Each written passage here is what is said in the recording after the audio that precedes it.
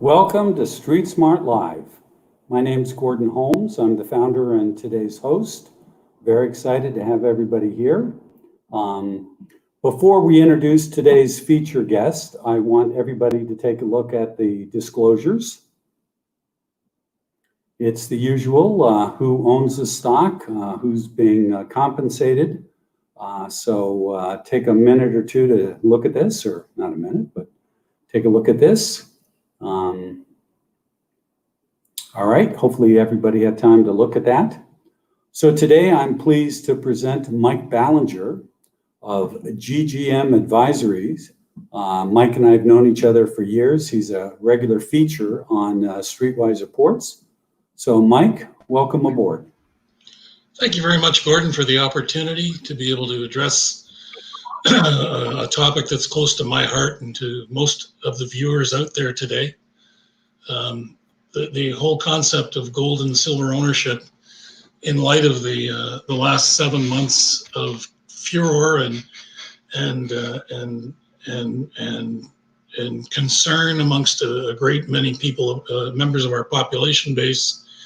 The pandemic really has set off a chain of events that are becoming more and more difficult for the average citizen to put up with. The service I founded in 2005 was designed as a service for my client base. I was a capital markets wealth advisor for from 1977 to 2016. It originally started off as gold and gold miners, and then to allow me to morph into areas that were related to non-gold and silver, such as macro views on the equity markets and the US dollar.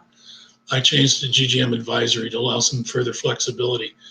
I think everybody's going to have a bit of a, pardon me, going to have an opinion on gold and silver and where it's going. And the thing that I always urge everyone to be cognizant of is you can't be too rigid in your thinking. To be a dyed-in-the-wool bull 24/7, every hour of the day and every day of the week, has proven to be a disadvantage for a lot of investors over the years. There are times when gold and silver should be lightened up on, and then there's times like last March 16th when you should be piling in with both feet, with granny's money, with your children's educational bursary. We're in a bull market in gold, and an even more explosive bull market potentially in silver. One of the things I do with my service is I try and pay very close attention to a few companies, which I believe yields far greater benefits than a peripheral attention to the many. And the singular most important part of investing in precious metals is allocation. There are times when you should be into the senior mining stocks and underweight the juniors and the junior developers. Then there are other times when you should be the reverse. I'm of the belief that the junior developers right now are the singular best place to have your money, because they have not yet fully been appreciated by the marketplace for their ounces in the ground or the potential to grow those ounces in the ground. Two of the three companies you're going to hear about today have a resource of sorts, substantial in some cases. And one of them is in the process of trying to locate and develop and find ounces in the ground. But I think it's significant to look at jurisdictional risk. Most of the two of the companies here in Nevada, one is in British Columbia. The point being that all three are in North America. And I believe that is a significant advantage over many other companies who are going to mostly be located in areas where there is no certainty of outcome. You don't know whether there's going to be a confiscatory regime in a far-off land, at least in the state of Nevada in the United States. It is too dependent on mining revenues to ever have a problem. That's an important consideration. And if you're, as in the case of Norseman Silver, if you're developing properties in British Columbia, you've got a good chance of being met with a favorable regime.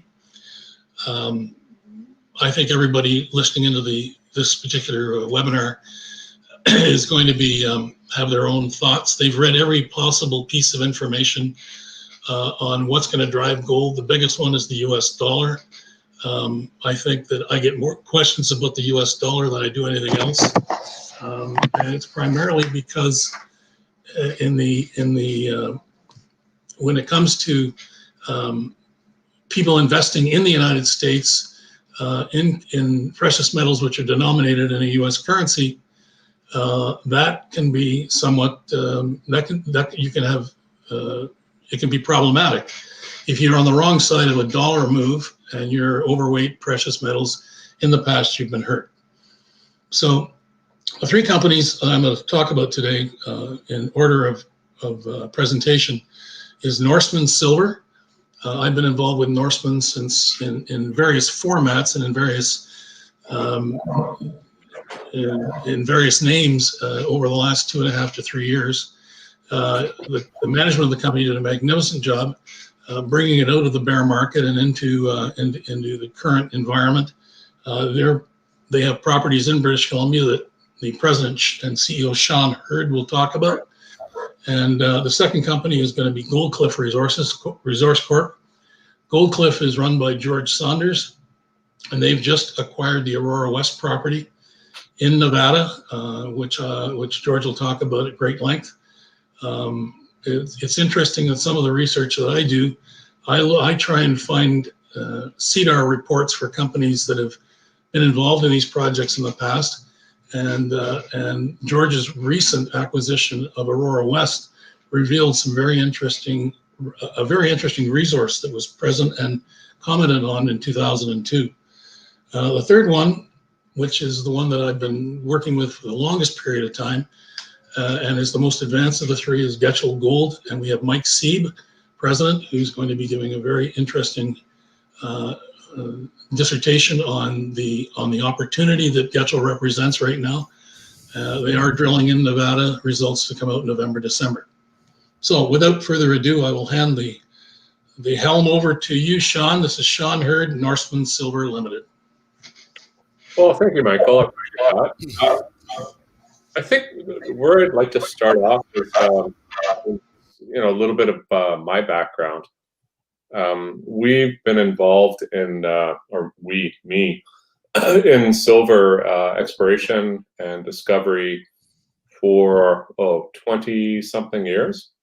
And, we actually discovered in Argentina the Navidad silver discovery, which is, I think right now, I need to check that, but I think it's the largest undeveloped silver discovery in the world, 1 billion ounces.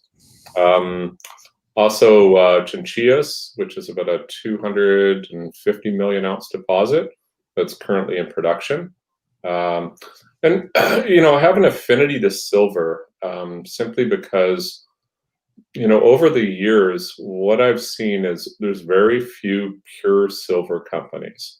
And I think the market needs that. And, I'm a big fan of gold, but I'm a bigger fan of silver for obvious reasons. And the reason for that is I've always seen silver underperform and then overperform.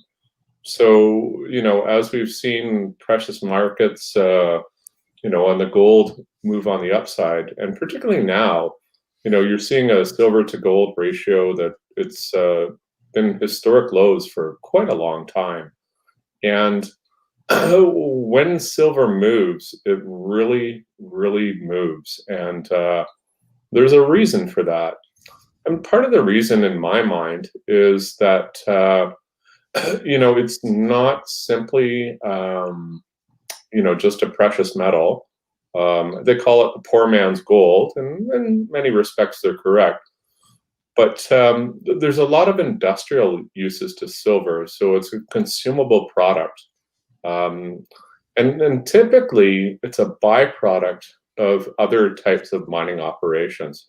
So if you can find yourself in a situation to develop a portfolio of silver assets that are primary silver, there's not a lot of them. And I think it's, a good place for us to go.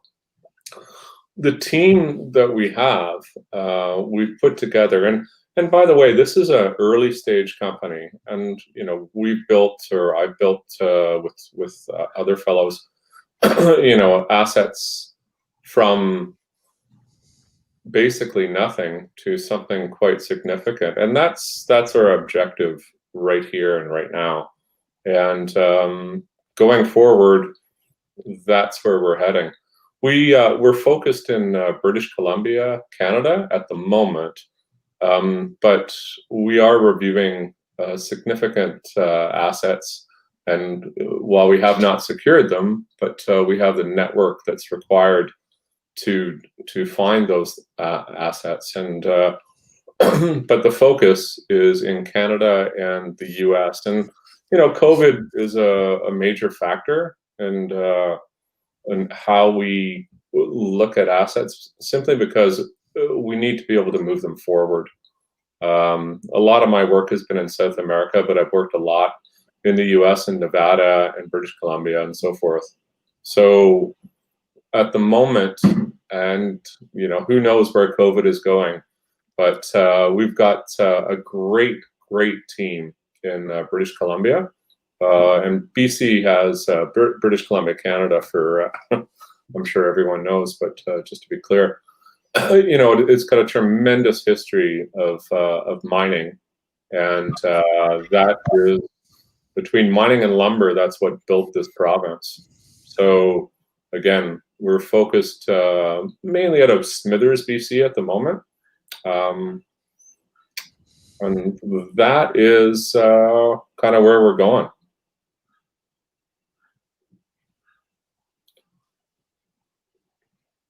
Oh, shoot.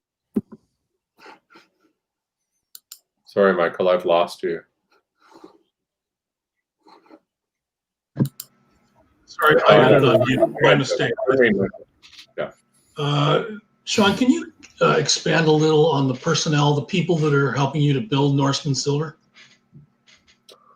Yeah, for sure. I mean, it's quite important. We've been doing this for quite a long time, and you always want to work with people that people you trust, and to that end, there's one fellow, Campbell Smythe, who he ran them. Well, I don't know if he ran it particularly, but the Midas Gold Fund.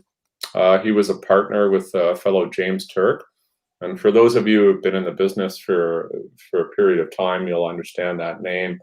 And then he also was a principal in the Phoenix Gold Fund. The network of contacts that he possesses means that we can fund significant projects. There's other folks involved with us, and again, these are, for the most part, people I've known for a long time. John Seaman, he's done many transactions, significant ones, hundreds of millions of dollars. So we're very connected in terms of the financial community. So with the right asset, we have the ability to move it forward, not just financially, but also on a technical level. For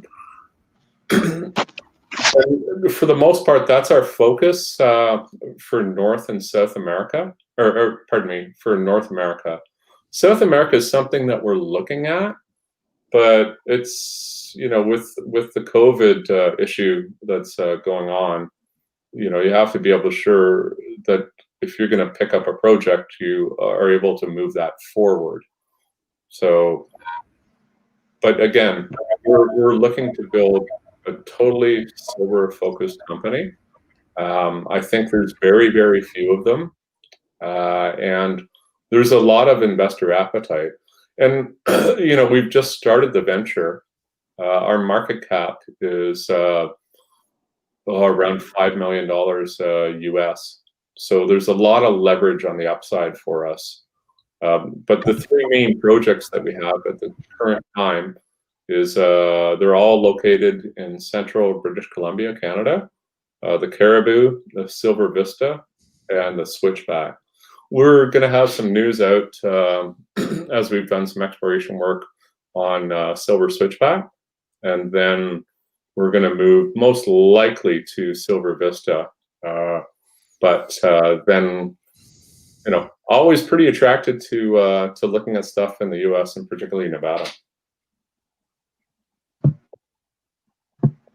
One other question I had is, you were going to mention your work program. Is most of the budget going towards silver switchback in 2020? And what's going to happen in 2021, Sean?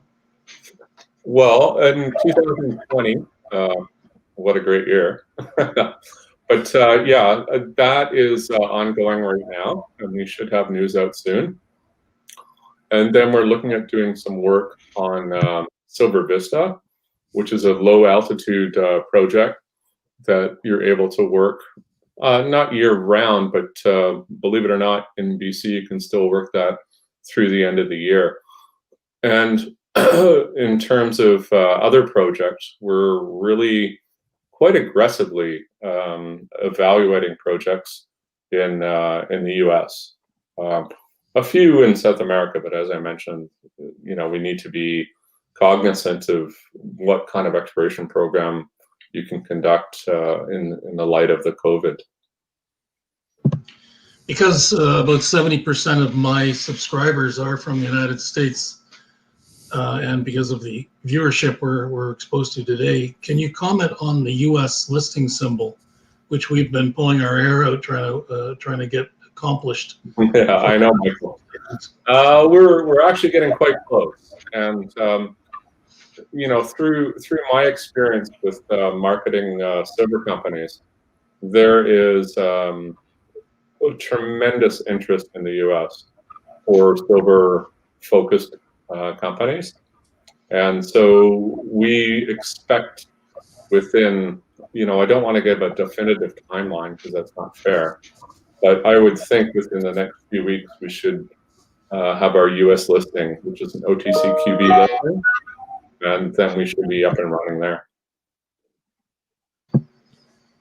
Last question, Sean. Where do you think the company's going to be 12 months down the line? Well, I think what we're going to end up having is, you know, we'll do the exploration projects on the 3 projects, you know, Silver Vista, Caribou, and Switchback. Switchback being the first one that we're working on, and then beyond that, you know, there might be a good opportunity to acquire some assets in sort of Central South America, but you know, if I had my choice and my druthers, we're looking at some stuff in Nevada and other parts of the U.S. because I think those are the safest jurisdictions for us to work on in the near term. What the hell is this? Oh no. Michael, you're on mute. Yeah, sorry. I lost you guys for a moment. That was my error again. I was focusing on what I intended to say. Well, we're not running tech companies, we're running mining companies. Sean, thank you very much for giving us that rundown on Norseman. It's a company that I am delighted to be involved with. It was not an easy ride, dating back to 2017, and due to the good work of Campbell Smythe and John Barr and now Sean and others around them, this company has really come out of the abyss with a very, very bright future. A second company I'm going to introduce is I'll start by introducing George Saunders. And I wrote about this a couple of weeks ago, but in the feature report I did on Goldcliff, I've been in the business 40 some odd years, having started in the 70s, the inflation 70s, I should point out. And of the several hundred, maybe even thousands of companies that I've interviewed and financed and commented on and analyzed, this is the first company where I've ever been exposed to, where the CEO owns over 36.5% of the issued capital of the company. And the title of my last letter was Skin in the Game. And I want to repeat what I wrote as a final statement. Minority shareholders have a huge advantage when they're aligned with a CEO who has a lot of skin in the game. And it is an absolute treat to see the kind of financial commitment that George has made in his company. And that's a testimonial to the faith everybody should have in him as the CEO. And it makes you feel very comfortable as a minority shareholder. So George, over to you. Well, thank you so much, Michael. And Gordon, thank you for inviting me on to StreetSmart. Normally, when I talk about the company, I like to provide some context and background and tell you who we are, some of the things that we've done, and importantly, I like to talk about the business model. But I think I'm only allotted about 7 minutes here. So what I'll do is skip to the end, to the conclusion of what I might have to say. And then if I have some time, I can circle back to those other things or perhaps address them in a question. So the punchline or the conclusion would be our recently acquired position in the Aurora district in Nevada. It's in the Walker Lane, 20 some odd miles to the southwest of the town of Hawthorne. The Aurora district is a historic, but also one that has had recent mining activity on it. It's a substantial district. The initial major district in Nevada was, of course, the Comstock Lode at Virginia City. And before Tonopah and then Goldfield was discovered in the early 1900s, the next big play was Aurora. And Aurora produced 1.9 million ounces from 1880 on up to mining open pit, low grade heap leach material in the late 1980s, and then some small scale mining in the early 2000s. One of my kind of issues with the business right now is this continual focus on ounces in the ground without the context of grade. And in fact, this very morning I was reading somebody's new acquisition, and they talked at length in their news release about all the ounces they had, and they never once mentioned the grade of those ounces. Grade is king, and it's a new paradigm in this new market. The big guys are focused on grade. Everybody's focused on grade. So getting back to Aurora, the first 1.5 million ounces of the 1.9 million had an average recovered grade of 2 ounces per ton. So this was spectacular bonanza grade. The grade that was mined on a limited scale in the early 2000s was close to 1 ounce, about 0.6. But many of the drill intercepts as they were drilling off those stopes were multiple ounce intercepts. So it's a high grade camp. It's something that Goldcliff is focused on and attracted to.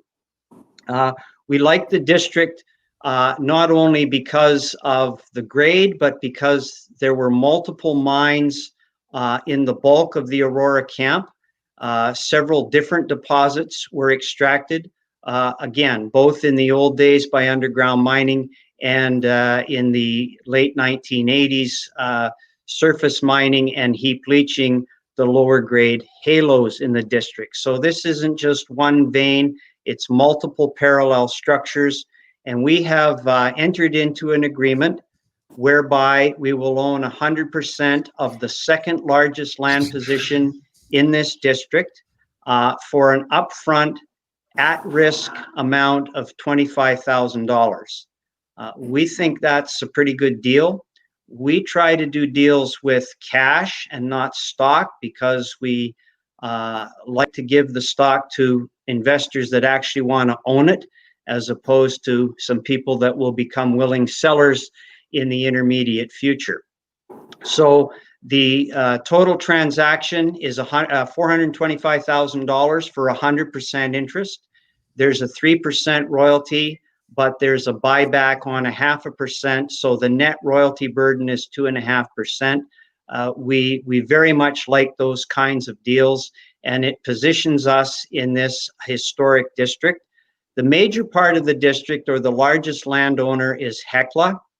And Hecla owns this kind of as it's an orphan or non-core asset for them. They own it because they acquired a couple years ago Klondex. Klondex owned the asset because it was part of a bigger land package that they acquired from a private equity company.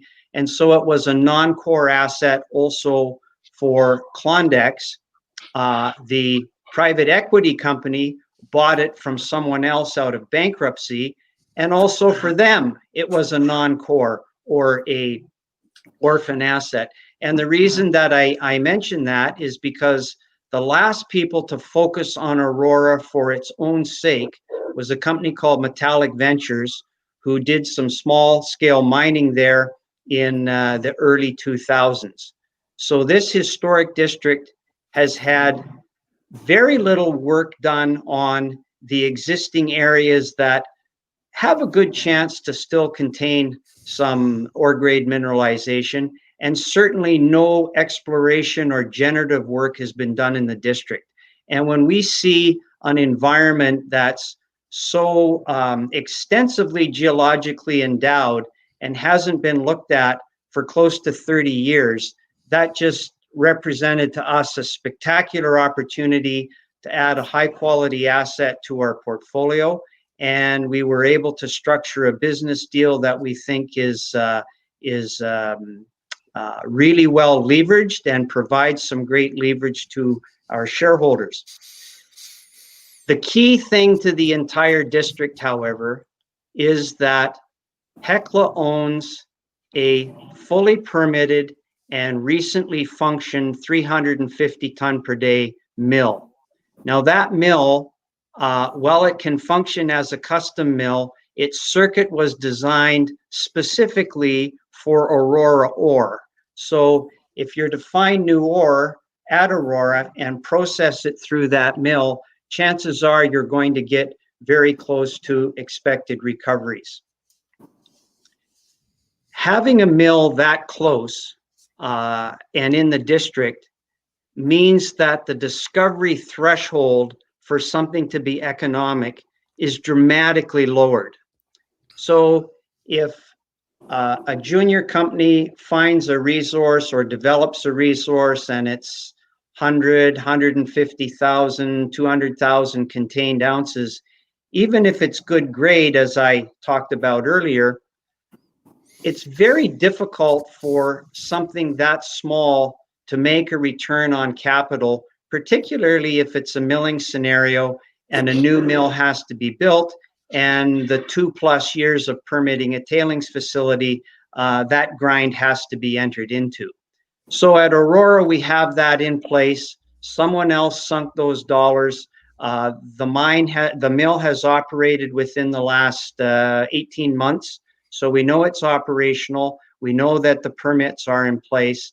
And it means that as a lower case or worst case scenario, that we might only find a little new mineralization rather than what we hope to find, there's still a possibility to actually turn that into high quality, high margin cash flow. We're of a view, our whole business model is based on near-term cash flow, and it's based on high margin cash flow. So we like the geologic endowment. We like the unexplored part of the district to the north, which is where our claims are located. We tie on to the Hecla claims to the north and the west. There's strike extension possibilities of known productive vein structures. There are known parallel veins on the Goldcliff ground with drill holes indicating good grade mineralization. The productive andesite horizon that hosts the boiling zones at Aurora dips gently to the north onto the Goldcliff ground. And the reason that that's important is because epithermal boiling zones that typically contain the real high grade, those are very definitely zoned, and they tend to have a vertical extent of 300 to 350 meters. The original Aurora production had depth, the first mine that was operated only went to 100 feet. And the reason for that is that it was the up dip portion, and most of that boiling zone had been eroded away. And so all that remained was the bottom 30 or 35 meters. As you go to the north, the subsequent mines had a little bit more depth. And as you come over the claim boundary to the north, everything is undercover or buried by a younger volcanic unit. And accordingly, at not considerable depth, 150 meters, we would expect to find the entire boiling zone of the epithermal system intact. And that obviously has some positive grade implications, and it has some positive tonnage implications. So in summary, prolific historic district, second largest landholder, superb exploration targets that haven't been looked at. It's kind of been a forgotten asset. There may be some synergies for joint exploration in the district. We're hoping to see that. And I'll circle back for just a couple minutes to say that in the context of where I started, our group, the board of directors, owns just those 5 people, omitting friends, family, business pals, just under 40% of the stock. We're known for being very frugal. 2019 was a busy year for us. Our total G&A that year was $200,000. This year, we're even busier. We're on track for the same amount of money.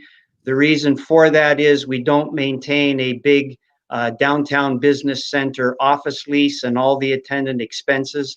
More importantly, we don't charge management fees, we don't take a wage, and we don't take a salary. We treat the money in the company as if it's our own money, and frankly, in many cases, it has been our own money. More importantly than that, however, is that a couple of us on the team have been involved in the putting into production of 5 precious metals mines from a junior company platform. And when I say that that experience is at the chief operating officer level and or at the board of directors level. And that work involved finishing up the drilling, feasibility study, permitting, construction financing, which is, if you've never done it before, is a real grind. Construction, which if you've never done that before, is a really difficult thing. And finally, operations. And we've done that successfully 5 times. So we think we can bring those talents to bear on a business strategy.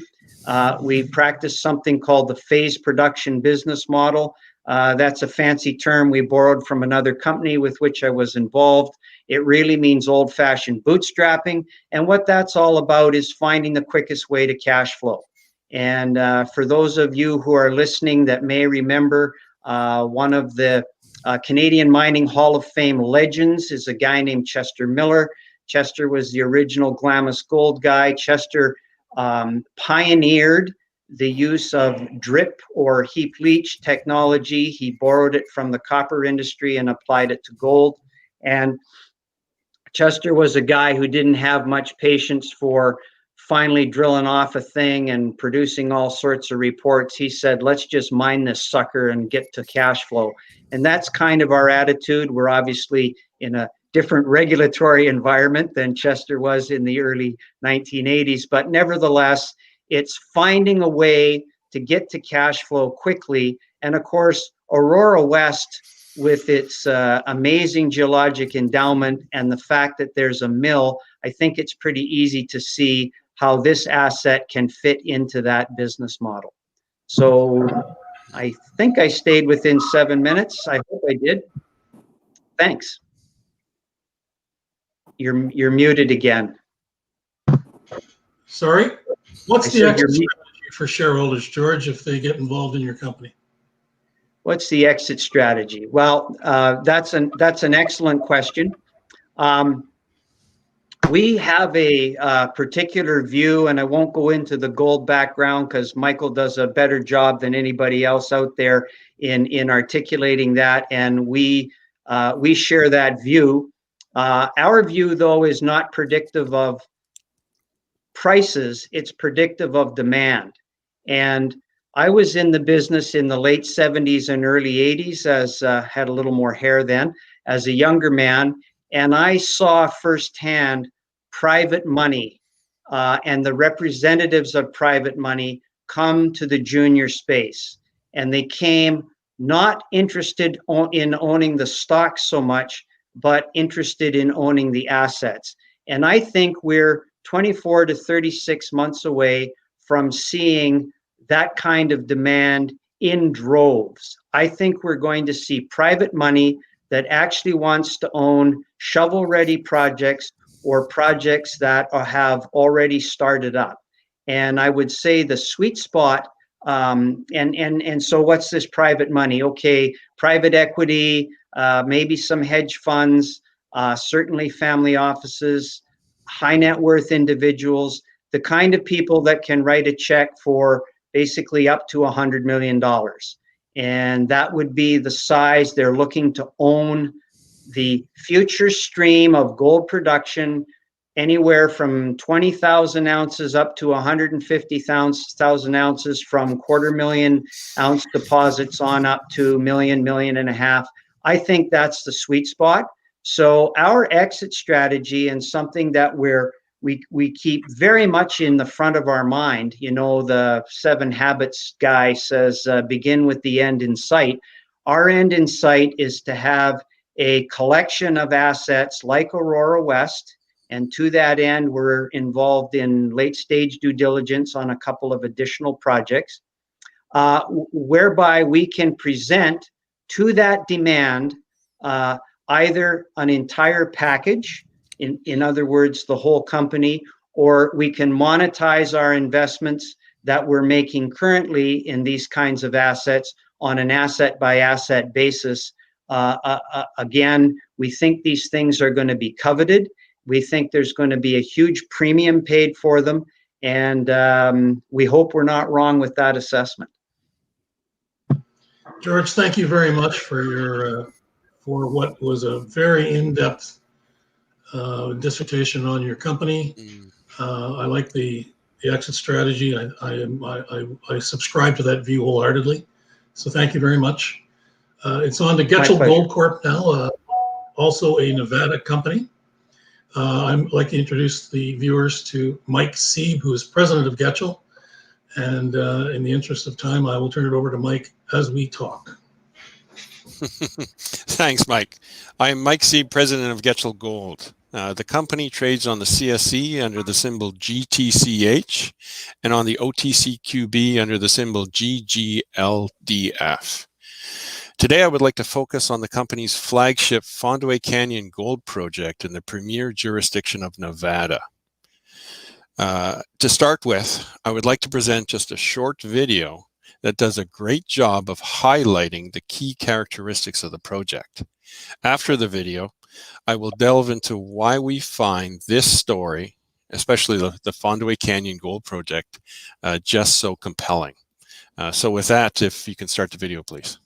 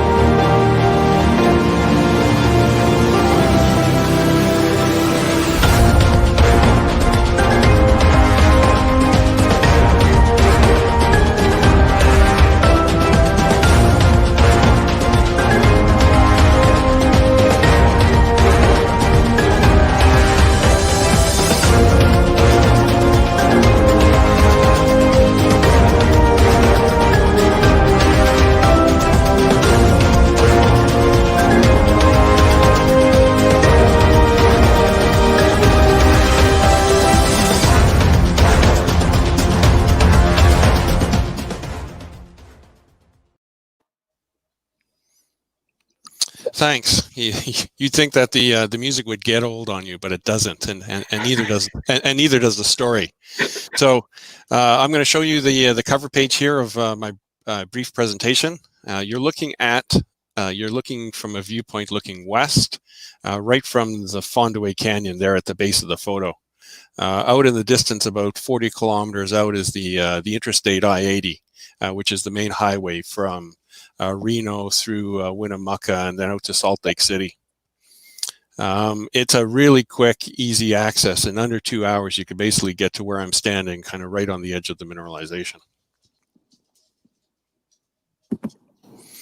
So what I'm going to talk about today is when we acquired the property, we were the beneficiaries of a very significant historic resource.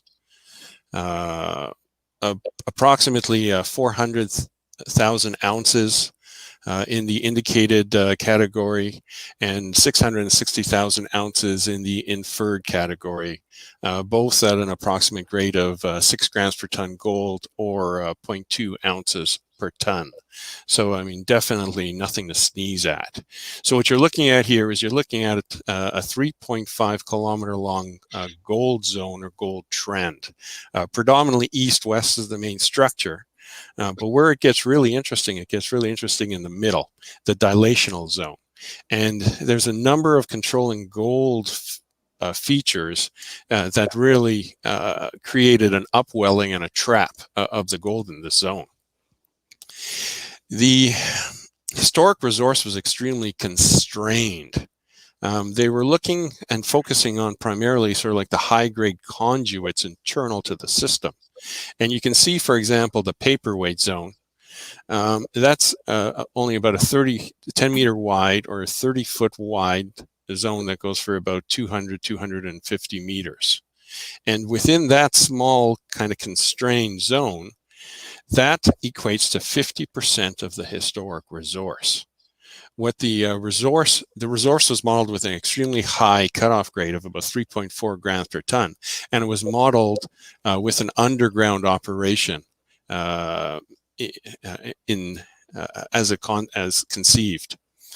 And it really didn't encapsulate or include any of the really broad gold envelope or halo that is around these sort of high-grade conduits. And for example, the Colorado zone, which I'm going to be kind of focusing on in this talk, only represents about 15% of the historic resource. So this is what it looks like. You're looking at the north slope of the central area. So that's kind of like the main dilational zone. You can see some of the historic pits that were mined, the west pit and the main pit. They were just mining the oxidized surface. But what they were really focusing on is they were focusing on the high-grade conduits. And you can see in the middle photo at the bottom, that's what it looks like underground. There was just a very short exploratory drift along the Half Moon shear vein to just kind of see what the mineralization was doing underground.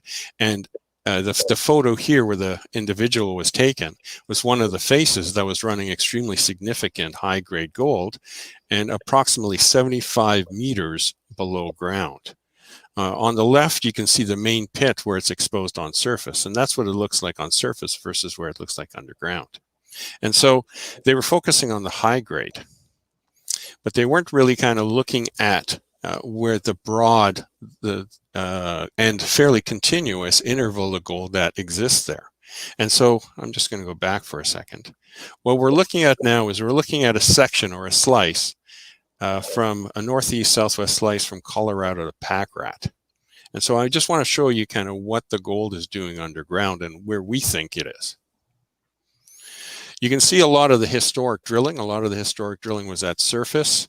And what I've outlined in purple is I've outlined where the historic resource shell is in relationship to the section, as well as what it's in relationship to the mineralization. And you can see that it's not really encapsulating very much of the overall zone of gold. There was a hole that was drilled in 1985 by Homestake, and it intersected about a 1 gram per ton gold interval over 100 meters. And of course, this was not included in the historic resource because the spacing was too large.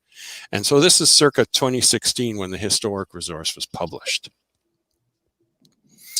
So in 2017, 3 holes were drilled on this section to start kind of filling in the mineralization. And you can see what they're starting to show. Hole 1703 hit a 2.8 gram per ton gold over 65 meters. That's pretty impressive. 1.8 grams over 63 meters, and then 500 meters down dip.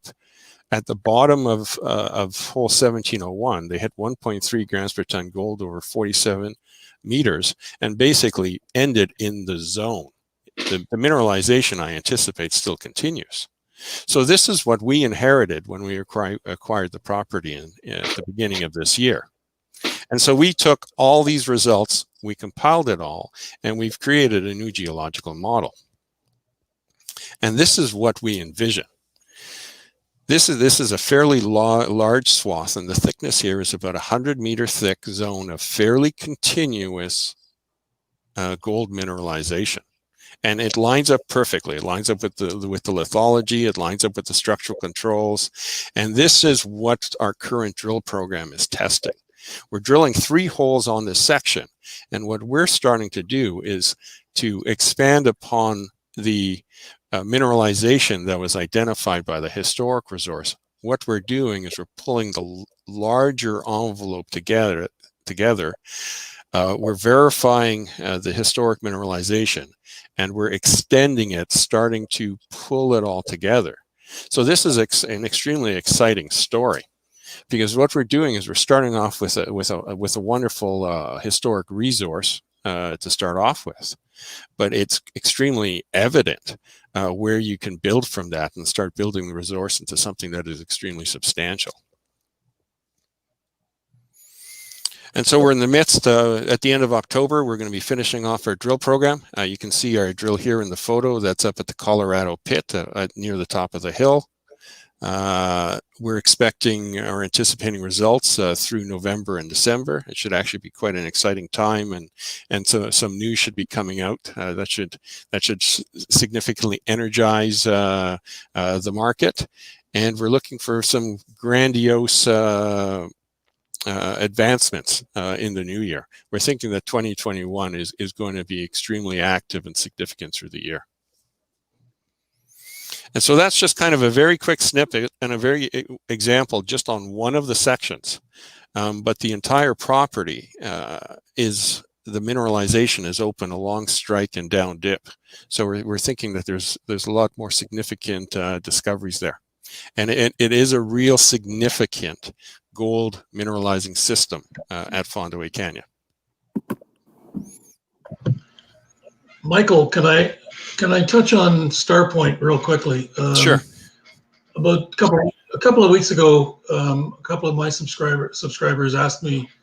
They were a little concerned because in one of your press releases you referenced Starpoint when the focus, at least from what we all were